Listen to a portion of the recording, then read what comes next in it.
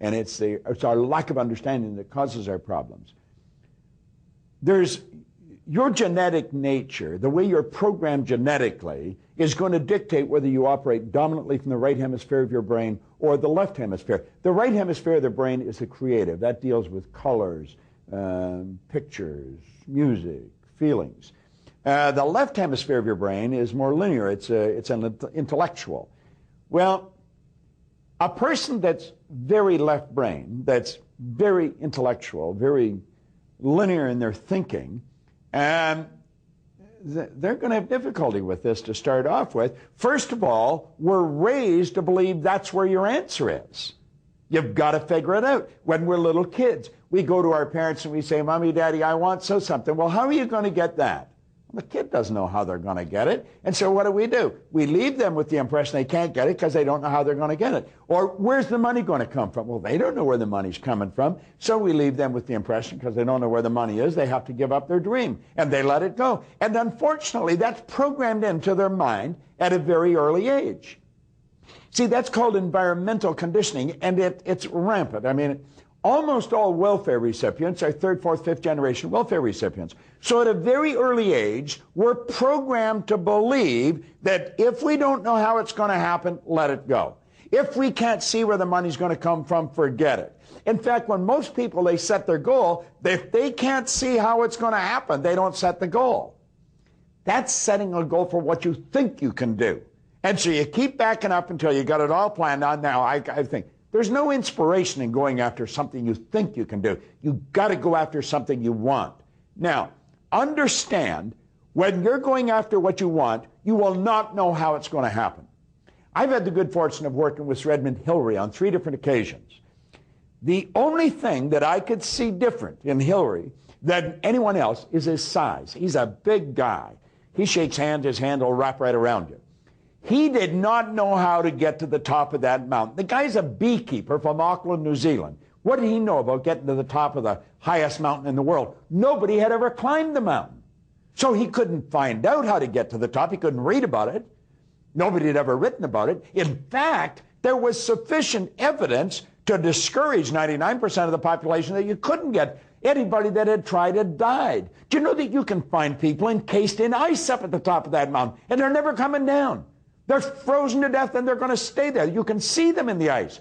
When people see them, they haven't got enough energy to get them out. So he was told he couldn't do it. And in 1951, here's the beekeeper, put the money together, put his team together, and away he goes from Auckland to Nepal. He gets his guides, and off they go. And they failed. They failed. They didn't get to the top of the mountain. They failed, and he had to go home. And all his friends and relatives said, see, I told you couldn't do it. Well, he said, we didn't do it, but we're going to do it. Well, then they started to get angry with him. They said, you're going to lose your life.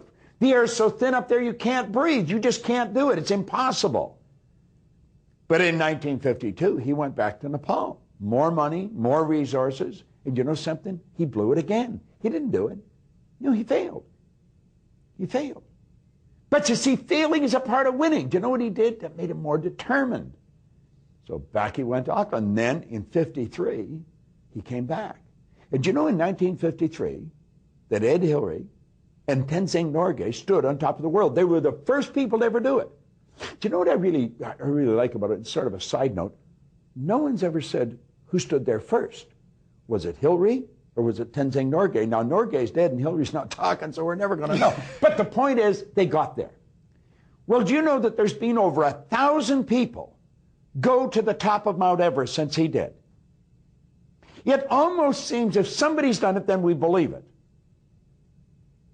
But he believed that no one had done it. How'd the Wright brothers get off the ground? You could prove that you couldn't fly. But they knew you could because they could see it.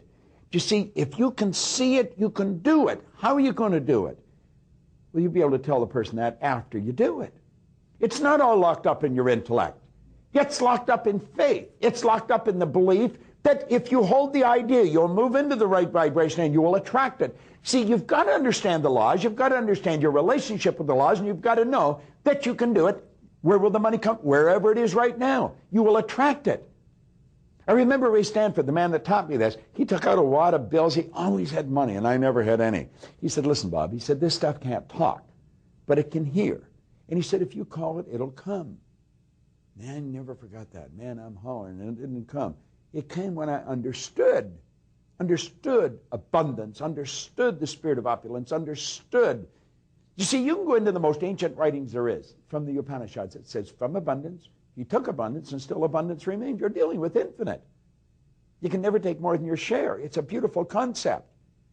Hilary got to the top of the mountain because he believed he could get to the top of the mountain. He understood how the mind worked. He understood if he kept going, and he kept the image of what he wanted. He didn't see himself dying. He didn't see himself encased in ice forever. He saw himself going to the top and coming back down. And that's exactly what he did. Well, that's the way you've got to see it. You've got to get to the top of your mountain. You've got to see yourself going to the top of your mountain and know that what you need will come as you need it. The only way you're really going to grasp this is understand the laws, understand what we're talking about. You can't study this too much. I've been studying it every day now for 45 years, and I think I'm really just getting a grip on it. But the beautiful part about it is there's no end to it. Think of this for a moment. And think about with respect to goals and goal achievement. You could be reading a good book, a novel, and you're really into it. And you really don't want it to come to an end because you're enjoying it so much. And yet you do want it to come to an end because you want to know how it turns out. But you know it's going to come to an end. You could be maybe out for dinner with someone, and they're really good company, good conversation, and you're really enjoying the dinner. You know it's coming to an end. You can go on a vacation, and you know it's coming to an end. You may be really locked into what I'm teaching, but you know that this DVD is coming to an end. You know that. When you start studying this, there isn't any end to it. So for 45 years, I wake up every day, and I thought, I can get more. There's more. I can understand more.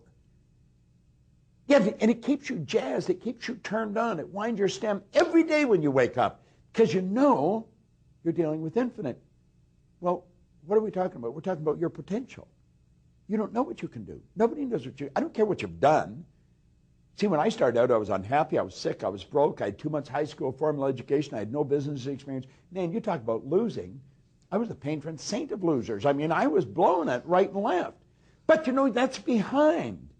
That's where you've been. That doesn't have to determine where you're going to go.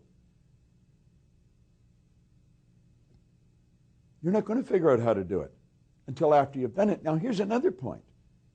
After you've done it, you still won't know how you did it because there's all kinds of serendipitous little things happen while you're getting there that you're not even aware. I'll give you a good example. I made this up. I made it up in a seminar one time. It's just come to my mind. I want you to imagine that you're working towards your goal, and you know you're going to get there, but you don't know how. You've got this particular problem, this challenge that's really stretching you, and it's testing you, and you just don't seem to be able to solve it, but you're thinking about it all the time. You're in the supermarket. You're shopping. The place is crowded. A long lineup to get through the cashier, and you're thinking, oh, yeah. So anyway, you're in the lineup, and you got this bag full of stuff, and somebody comes along and whack right into your buggy, and you turn to see what happened, and when you turn, all of a sudden the thought of what happens left your mind. There's a headline on some little rag tabloid that's in a rack by the cashier, and that whatever it was in that headline, it hit your brain and triggered a series of thoughts, and the solution to your problem pops in your mind. Now, after you reach the goal, do you look back maybe 3 months, 8 months, 60 days, and think, if that person hadn't run into my cart, no, you wouldn't do that. That's one of those serendipitous little deals that happen, that trigger your mind, that flip your brain onto a different frequency. See, we do think on frequencies. And the answer to the solution, to the way to get there, it's on a higher frequency. So we've got to keep raising our level of conscious awareness. See, consciousness, as Dr. Michael Beckwith put it, and he put it so beautiful, he said consciousness is being aware that you are aware. Consciousness is being able to think about what you're thinking about. This is also important. Now, you know, when we started this series, not in this particular DVD, but the other one. I told you to sit down and write your goal out. Now, if you didn't write that out, you've got all this beautiful information, and it's just beautiful information. The Bible's full of beautiful information. The Bhagavad Gita, the Quran, all the great psychology books, Harvard Library. There's millions of books of great information. It's not going to get you to where you're going. It's individual little ideas. You've got to focus on the goal, and the ideas will pop into your mind. They come to you. Seek ye first this kingdom of expansion, and the way will be shown. Always has, always will. It's a law. Quit trying to figure it out before you get there. Just enjoy the trip. Enjoy the fact that you're going down a path you've never been down before. Enjoy every little experience. Love it. And don't worry about when people tell you you're wasting your time, you're going to fail. What they're doing is saying, this is how I see the world, so this is how you should see the world. Just thank God you're not one of them. So we don't need to know how. We have to have faith and belief. If you know how, you're going to the wrong place. Right. The goal's too low. Absolutely. If you know how to get to where you're going, I'm not saying you shouldn't go there, but it doesn't constitute a goal. See, you have to ask, first of all, why am I setting a goal? Am I setting a goal to get the car, to get the house, to get the trip? No. You're setting a goal to raise your level of conscious awareness. That's really the purpose of a goal. The purpose of a goal is to get you to bring more of you to the surface. And when you do, you enjoy everything you do more.